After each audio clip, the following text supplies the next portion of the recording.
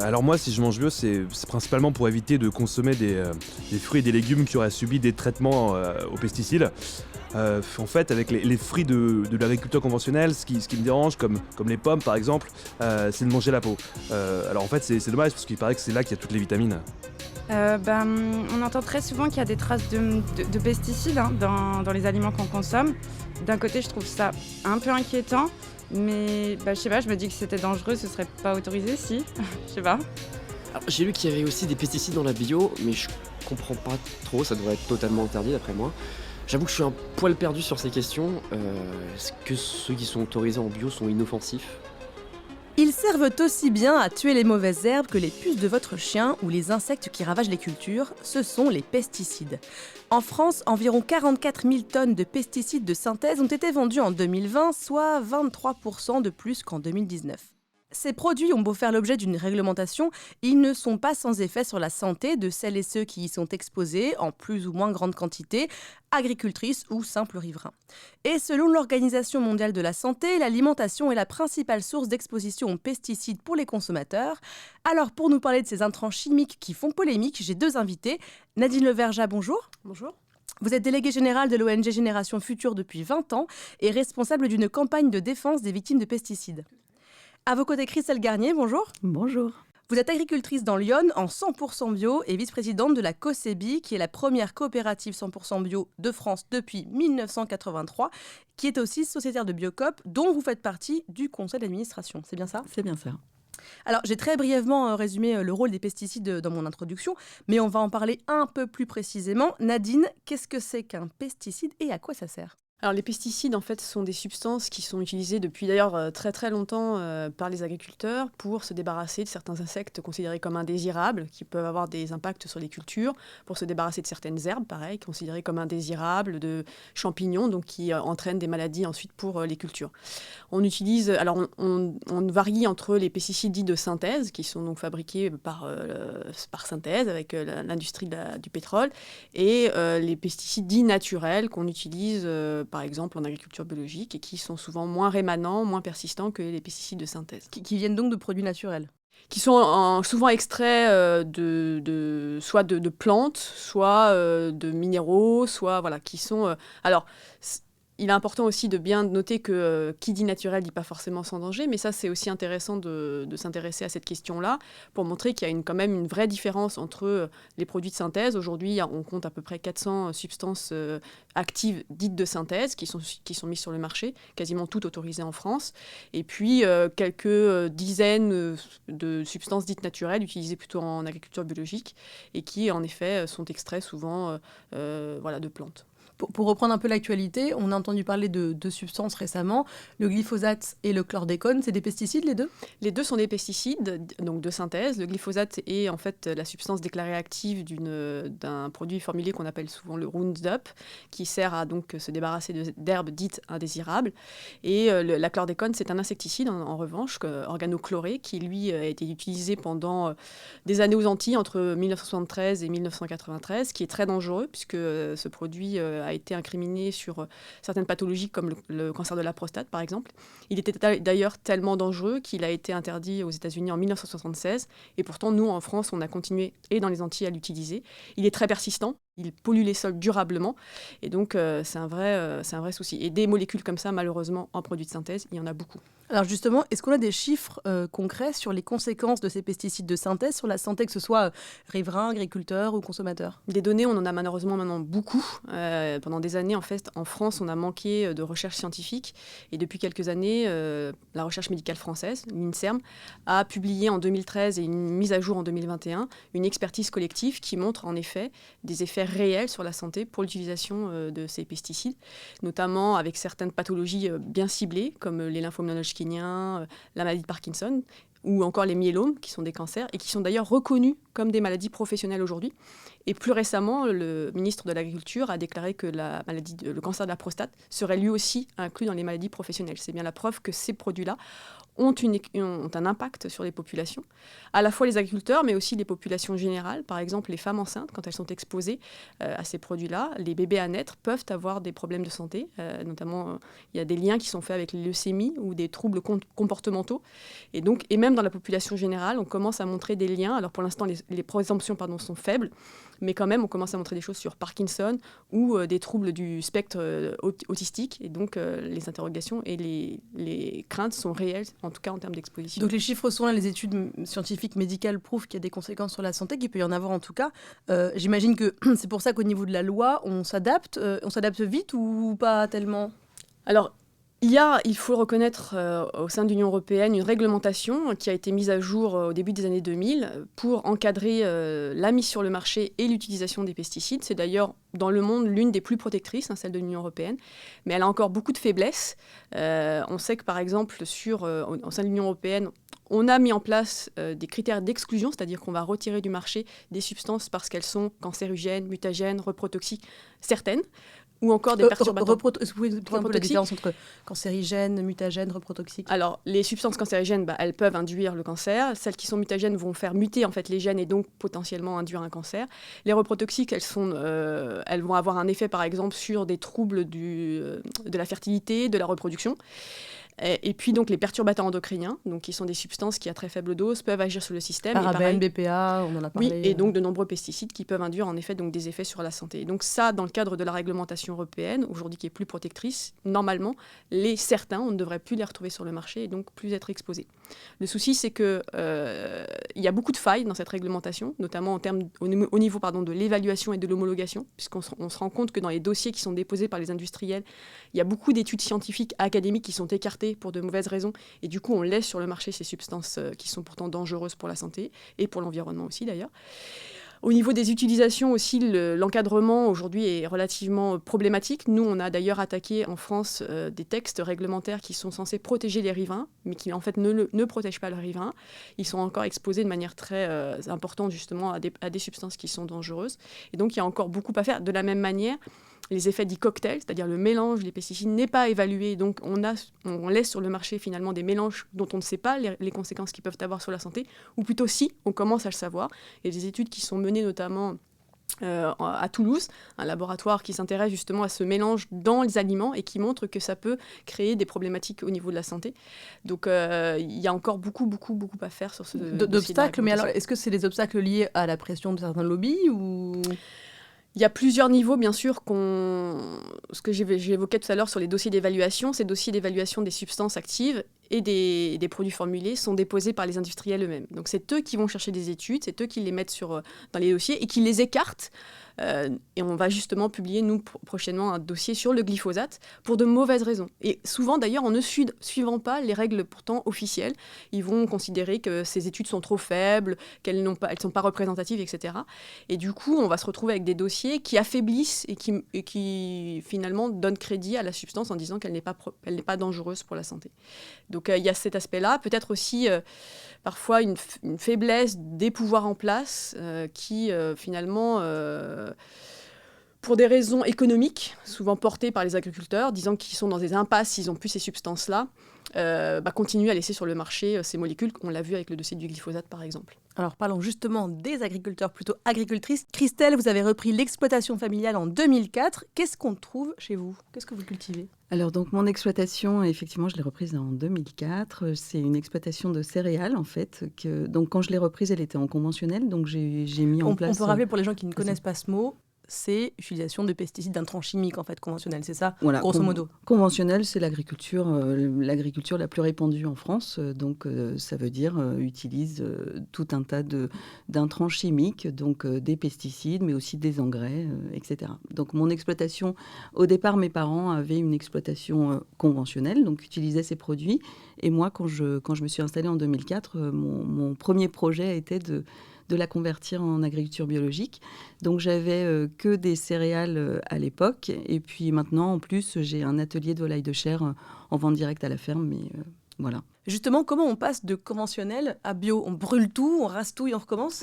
Non, pas tout à fait. D'abord, il faut que ce soit un projet personnel, il faut en avoir envie. Ensuite, à partir de ce moment-là, on décide donc auprès d'un organisme certificateur de dire, voilà, à partir de telle date, je veux passer en agriculture biologique. Et donc, à partir de telle date, évidemment, toutes les pratiques changent. On n'utilise plus de produits de synthèse. On organise évidemment toute la nouvelle rotation sur l'exploitation. On est en conversion, c'est ça? Alors, la première année, on est en conversion première année. Donc, ça veut dire qu'on cultive en agriculture biologique. Par contre, on vend sur le marché du conventionnel. Donc, c'est pour ça qu'il y a des aides pour accompagner les agriculteurs à passer en agriculture biologique, parce qu'économiquement, la première année, c'est déjà difficile. La deuxième année, on est en année de conversion deuxième année. Donc là, en fonction des volumes, en fonction du marché, il y a un petit marché un petit peu valorisé en fait par rapport à ces productions-là, mais ce n'est pas toujours le cas. Et la troisième année, on est effectivement certifié en agriculture biologique. Ça y est, Champagne. Ça y est. À boire avec modération. Est-ce qu'on a le droit aux pesticides? Parce qu'on parlait de pesticides, la différence entre pesticides de synthèse et des intrants plutôt naturels. À quoi on a le droit en bio? Alors en bio, on a droit à un certain nombre de pesticides. Alors évidemment, pas de pesticides chimiques, mais par contre, il y a un certain nombre de produits qui sont homologués en bio. Et donc c'est là aussi où il faut, à mon sens, faire attention parce que les lobbying, évidemment, les firmes pharmaceutiques, les firmes phyto mettent l'accent pour homologuer un certain nombre de produits en agriculture biologique. Et en fait, le risque, c'est que l'agriculture biologique devienne de l'agriculture conventionnelle avec des produits biologiques, homologués en agriculture biologique. Donc, c'est pour ça qu'aujourd'hui, on peut quand même identifier plusieurs types d'agriculture biologique. Il y a les plus vertueuses et puis celles qui surfent un peu sur le marché parfois. Qui mettent plein de choses quand même dedans. Qu'est-ce qu'on peut utiliser par exemple en bio? Alors en bio, comme produit autorisé. Alors en gros, j'en sais rien parce que j'en utilise pas. Donc, mais bon, on en trouve un certain nombre. Alors c'est vrai que par exemple au sein de ma coopérative, la COCEBI. La COCEBI, donc effectivement, elle peut proposer certains produits, mais en fait, on est hyper restrictif sur les produits qu'on propose. Et donc quand on est adhérent à la COCEBI, on a vraiment un panel de produits qui est vraiment très, très limité.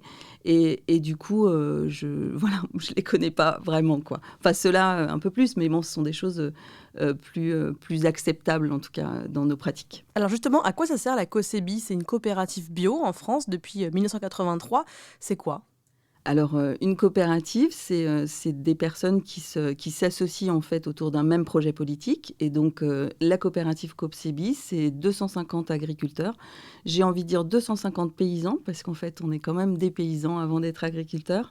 Et donc, ce sont des personnes qui sont tous des agriculteurs 100% bio. Et qui mettent en commun en fait leur production pour pouvoir les proposer sur le marché national. Et quelle utilité d'être sociétaire Biocoop pour vous? Alors en fait, la COCEBI, comme 20 autres groupements de producteurs, donc pas seulement en céréales, chez Biocoop, il y a aussi des groupements de producteurs de fruits et légumes, de lait et de viande. Et en fait, on est tous des groupements de producteurs 100% bio, on a tous des pratiques en agriculture biologique bien mieux disantes. Ça fait écho à ce que je disais tout à l'heure. Et en fait, je dirais que être sociétaire Biocoop, c'est une chance pour nous, groupement de producteurs, de pouvoir participer à la vie politique d'un réseau de distribution, parce que c'est vrai qu'on connaît Biocoop comme une enseigne de produits spécialisés. Et en fait, qu'un agriculteur par ricochet puisse participer à la vie politique de ce projet, être donc paysan associé, c'est comme ça qu'on est identifié dans les magasins Biocoop. Donc c'est quand même une chance, quoi. Je voudrais revenir aux produits qu'on a le droit d'utiliser quand on fait de l'agriculture bio. Certains détracteurs de la bio vont parler du cuivre, de la bouillie bordelaise. Est-ce que Nadine, vous pouvez nous en dire plus sur ces éléments ? Alors, je voulais revenir un tout petit peu sur ce que disait Christelle. C'est vrai que le fait de ne pas connaître les produits, c'est assez marrant et en même temps, c'est révélateur de ce qu'est la bio, parce que la bio, en fait, au départ, on travaille sur l'agronomie. C'est ça le principe. Donc, c'est pour ça qu'en fait, l'utilisation de produits qui viendraient en supplément, finalement, souvent, ce recours-là est assez faible, parce qu'on va avoir des variétés plus résistantes aux maladies, on va semer moins dense, on va semer plus tardivement. Enfin, voilà. Donc, il y a plein, en fait, de techniques agronomiques qui accompagnent, en fait, la transformation de l'agriculture. Et donc, on se passe, finalement, de ces produits de synthèse qui sont dangereux. Et alors sur le cuivre, évidemment, c'est souvent ce qu'on nous oppose. On dit oui, attention, on crie un peu au scandale, on utilise du cuivre en bio. C'est marrant parce que souvent d'ailleurs, les gens qui nous disent ça, et les agriculteurs, certains, eux-mêmes utilisent en fait du cuivre en mélange avec des fongicides de synthèse qui pour certains sont des perturbateurs endocriniens.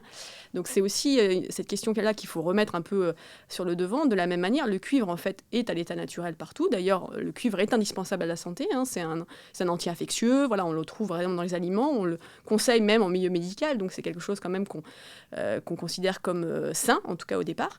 Maintenant, ce qui pose problème, c'est souvent l'excès de cuivre et la minéralisation en fait, du sol, mais là-dessus aussi, les bio travaillent énormément sur ce sujet-là, parce que la vie du sol pour un agriculteur bio, c'est indispensable. Donc il ne va pas aller flinguer en fait, la vie de son sol en utilisant trop de cuivre. Et souvent, les vrais bio, en tout cas, ils ont cette conscience-là et ils ont toujours à cœur d'améliorer leurs pratiques. Et on l'a même vu par le passé, quand il y a eu des molécules qui étaient dangereuses pour la santé, notamment la roténone qui a été utilisée comme un insecticide en bio, elle a été écartée et interdite parce que trop dangereuse. Donc les bios sont responsables et ils savent qu'à un moment donné, quand il y a des substances qui posent problème, il faut les écarter et ils les écartent. C'est la différence avec le conventionnel souvent. C'est vrai que pour compléter, évidemment, on n'utilise pas de pesticides, mais on a tout un tas de méthodes techniques qui permettent effectivement à l'agriculture biologique de pouvoir s'en passer. Ce sont des rotations longues, des rotations longues avec des semis parfois en automne, des semis au printemps pour casser le rythme des adventices, enfin des herbes, des mauvaises herbes, mais aussi le rythme des insectes. Enfin bon, il y a tout un processus qui permet dans la rotation de mettre aussi des légumineuses pour enrichir le sol, pour structurer le sol. Enfin, voilà, les pesticides, on n'en a pas besoin, en fait. On fait sans. Exactement. Alors, je voulais parler aussi du rendement, parce qu'on entend parfois, souvent, des gens dire « mais si tout le monde était en bio, on ne pourrait pas nourrir la planète ». Est-ce que c'est vrai, Nadine, Christelle? Alors, là aussi, il y a énormément d'études. En tout cas, ce qu'on peut dire déjà, c'est qu'aujourd'hui, le conventionnel ne nourrit pas la planète non plus, puisqu'il y a encore énormément de personnes, malheureusement, qui meurent de faim. Souvent, c'est des problématiques. Et d'ailleurs, la majorité aujourd'hui des agriculteurs dans le monde sont des agriculteurs bio. Ils font en fait de l'agriculture vivrière pour faire vivre la famille. Et donc, ils n'utilisent pas ces produits à la fois parce que c'est cher pour eux et dangereux. Donc, c'est aujourd'hui une réalité. Maintenant, on a en plus un système. Aujourd'hui, on se positionne comme si on était... l'Europe devait nourrir le monde. Mais ce n'est pas sa vocation à l'Europe, ni à la France d'ailleurs. Donc, et on a souvent d'ailleurs des quantités astronomiques. On parle beaucoup aussi de gaspillage alimentaire. Il y a énormément à faire sur ces aspects-là. Donc, en réalité, cette question de nourrir le monde et la famine, c'est un mauvais sujet, c'est une mauvaise question. La seule agriculture qui aujourd'hui peut répondre à ces enjeux-là, c'est l'agriculture bio, parce que justement elle est durable, elle est pérenne, elle est faisable partout dans le monde. Et donc c'est ce logiciel-là qu'il faut aujourd'hui remettre en place pour espérer vraiment pouvoir nourrir la population dans son ensemble. Christelle, vous, niveau rendement, vous avez vu une différence en passant du conventionnel à la bio ? Bien sûr, il y a une différence de fait, du fait qu'il n'y a pas d'engrais chimiques, donc il n'y a pas de choses qui permettent de booster le rendement des produits. Par contre, en termes nutritionnels, évidemment, qui sont bien meilleurs, et donc on a besoin de moins manger plutôt que de manger des choses qui nourrissent pas, en fait. Et après... c'est normal, mais je pense que la nature doit reprendre ses droits, en fait. Et donc il y a un équilibre qui doit se faire entre ce qu'on cultive et ce que ça peut nous apporter. Par contre, effectivement, je pense que l'agriculture biologique peut nourrir le monde. Il y a un problème de répartition aujourd'hui, comme le disait Nadine, et puis il y a un problème aussi de relocalisation, de devenir autonome d'un point de vue alimentaire localement, et on doit être capable de pouvoir, en relocalisant, nourrir tout le monde et en évitant d'affamer des populations pour en nourrir d'autres et surtout mettre à la poubelle ce que certains produisent, quoi. Nadine, est-ce qu'on a des données scientifiques sur l'intérêt de la bio par rapport au conventionnel sur la santé, par exemple ? Et oui, et on commence de plus en plus à en avoir. Alors, en effet, sur l'apport, alors à proprement parler des aliments, on constate que dans les aliments bio, il y a souvent plus de polyphénol, d'oméga 3. Donc ça, c'est bon pour la santé. Hein. Sur notamment les polyphénols, on sait que c'est impactant sur les risques cardiovasculaires, par exemple. Donc c'est intéressant. On sait aussi que quand on mange bio, on écarte le danger lié à la présence d'éventuels résidus de pesticides. Donc ça, c'est aussi très positif. D'ailleurs, même les agences officielles le reconnaissent. Et même Santé publique France l'a déjà dit. Et puis, au-delà de ça, maintenant, il y a même des études et des grandes études qui sont menées sur des grosses cohortes, donc avec beaucoup de population. En France, il y a la cohorte Nutrinet, 69 000 personnes, où on montre qu'il y a un effet positif, notamment en termes de réduction de risque de certains cancers. Globalement, c'est un risque amoindri de 25%. Sur certains types de diabète, le diabète de type 2, moins 35%, comme pour les gros consommateurs de bio. Et sur les cancers du sein, pour les personnes en surpoids et en obésité, on constate un effet positif quand elles ont, ces personnes-là, consommé bio. Donc, on a, heureusement, et c'est tant mieux, de plus en plus d'études qui montrent en effet un bienfait protecteur et encore plus que ça de l'alimentation bio, quoi. Alors pour consommer bio, justement, quand on est en supermarché, en boutique, en magasin, en hypermarché, on a un label bio, certification bio, que vous avez, vous, Christelle, sur vos produits certifiés bio. Et depuis une quinzaine d'années, on voit un nouveau logo qui est apparu sur les produits alimentaires, certifié HVE pour haute valeur environnementale. C'est quoi? C'est de la bio moins? C'est de la bio plus? Ça veut dire quoi? C'est pas de la bio. Non, c'est pas du tout de la bio. C'est pas de la bio. Qu'est-ce que c'est?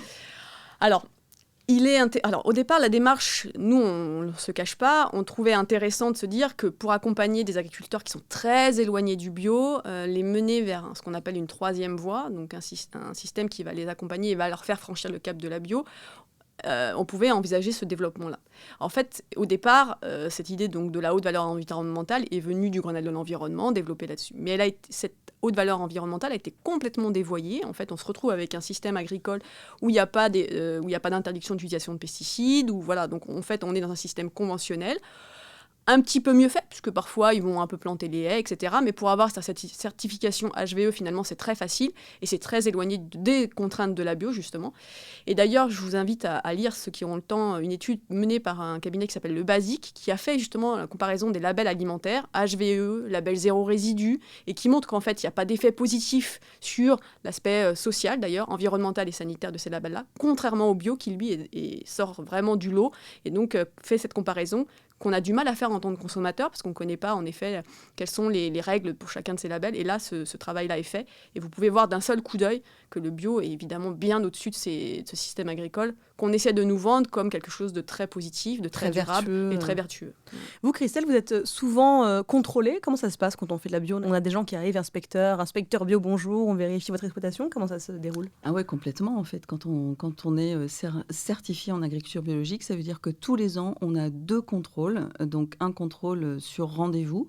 Donc là, on épluche toutes nos factures, on fait des tours de plaine, on se balade dans les champs, on va voir physiquement tout ce qui se passe. Et puis, chaque année, on a aussi un rendez-vous qui est inopiné, en fait. Donc le contrôleur vient et sans prévenir pour voir ce qu'on fait. Alors, c'est vrai que c'est dur d'être obligé de montrer patte blanche à chaque fois, alors qu'on a quand même l'impression, nous les agriculteurs bio, de faire bien, alors que finalement, tout autour, on peut aussi être pollué, quoi. Enfin, voilà. Tout autour, ma question suivante, justement, s'attache à savoir, est-ce que, comme les nuages nucléaires s'arrêtaient soi-disant aux frontières de la France en 1986 avec Tchernobyl, est-ce que les nuages de pesticides des voisins en conventionnel s'arrêtent aux frontières de votre champ? Comment ça se passe? Est-ce que ça contamine vos cultures?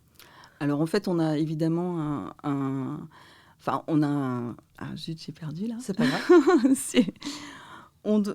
Ça peut arriver, effectivement, qu'un voisin puisse contaminer notre champ. Donc, parfois, ça se voit quand c'est un herbicide qui dépasse. Donc, voilà. Donc, dans ces cas-là, on met en place une procédure d'assurance, c'est-à-dire qu'on va, avec un expert, constater que le voisin a été un petit peu loin dans notre champ. Et là, même si les assurances prennent en charge tout ça, c'est une démarche du combattant pour nous, les paysans bio, parce que ça veut dire qu'on doit déclasser notre parcelle, ça veut dire qu'on doit remettre en avant le processus de conversion, c'est-à-dire qu'on recommence à zéro en fait. C'est-à-dire comme la parcelle a été contaminée, on est obligé de repartir à zéro. Donc c'est compliqué. Parfois, mais par contre, quand on va voir le voisin qui a fait et qu'on lui met en place toute cette procédure, je pense il fait de plus en plus attention. Alors ça, c'est quand ça se voit. Après, il y a aussi les moments où ça ne se voit pas, et c'est le cas aujourd'hui à cause du prosulfocarbe, le prosulfocarbe, qui est donc un herbicide qui est utilisé au moment du semis des blés, et qui en fait sont pulvérisés à des moments où c'est la récolte du sarrasin, donc en bio, et donc ça peut contaminer, et ça arrive en ce moment. Et le problème, c'est que là aujourd'hui, il n'y a pas de reconnaissance de ces types de contamination, et donc c'est vraiment là un parcours du combattant pour essayer de mettre en évidence ces dysfonctionnements quand même. Oui, quand l'inspection arrive et contrôle inopinément votre sarrasin, voit qu'il est contaminé, il faut que vous réussissiez à prouver que c'est pas vous qui avez mis un pesticide de synthèse, mais que c'est à cause du voisin, par exemple. Alors là, par exemple, c'est pas un contrôle inopiné, c'est que quand on fait nos récoltes, nous, toutes nos lots, toutes nos récoltes sont analysées pour être sûr qu'il n'y ait pas de résidus de pesticides. Donc, tout est analysé. Et quand, lors d'une analyse dans un silo, on s'aperçoit qu'il y a une contamination d'un produit chimique venu d'un agriculteur conventionnel, et qu'en plus, il n'y a pas de responsabilité mise sur qui l'a mis, enfin c'est quand même incroyable, quoi. On détruit la récolte à ce moment-là ou pas ? Ah oui, alors là pour le coup, on a détruit plus de 100 tonnes de sarrasin dans une coopérative sœur de Normandie à cause de ça, parce que non seulement cette production ne peut pas être consommée ni en alimentation humaine ni en alimentation animale, mais les taux sont tellement importants qu'en fait, elle doit être détruite. Elle ne peut même pas être utilisée en agriculture conventionnelle. Donc, ce qui est incroyable. Et là, rien n'est fait pour aider les agriculteurs victimes de ce genre de ce genre de contamination, en fait. Sur les contaminations, est-ce que c'est pour cette raison qu'en magasin, on peut trouver des produits bio emballés à côté de produits en conventionnel ? Parce que si deux bananes différentes se frottent, elles se contaminent ? Non, la problématique de la contamination, c'est pas celle-ci. En magasin, c'est juste pour éviter, en effet, que quelqu'un qui veut acheter du bio et soit sûr qu'il achète du bio, en fait. Mais ça, c'est d'ailleurs, dans la nouvelle réglementation, normalement, à terme, ça va disparaître. C'est suremballage qui est souvent, d'ailleurs, décrié par les opposants du bio. Oui, du coup, c'est pas écolo parce qu'il y a des emballages plastiques. C'est vrai que c'est un problème. Mais sauf que, justement, dans certaines coopératives, comme Biocoop, par exemple, les gens peuvent trouver des aliments bio non emballés, et on évite justement dans ces types de coopératives les suremballages qu'on trouve parfois malheureusement dans les grandes surfaces. Merci beaucoup Christelle Garnier, merci Nadine Leverger d'avoir éclairé nos lanternes sur les pesticides. Quant à moi, je vous dis à bientôt pour un nouvel épisode de Plus Bio la Vie. Vous venez d'écouter Plus Bio la Vie, un podcast proposé par Biocoop et Slate.fr. Retrouvez tous les épisodes sur Slate.fr et vos applis de podcast préférés.